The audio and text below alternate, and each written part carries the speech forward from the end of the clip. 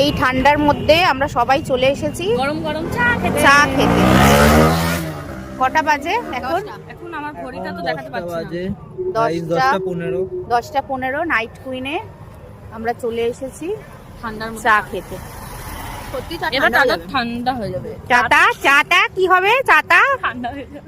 শীতকালে তুতলে গেছে, চাটা এটা তো ঠান্ডা। সারা বছরই হয়, কিন্তু শীতকালে একটু বাড়াবাড়ি হয়। ঠিক আছে, একটু ম্যানেজ করে দেবেন আপনি। দাদা চা খেতে এসছেন, কটা বাজে এখন? ও ঘড়ি পড়ি না এই যে, এই যে, তাই না? এই যে ও 10টা 13 10টা 13। কেন রাত্রিবেলা ডিনার করবেন না, এখন চা খাচ্ছেন?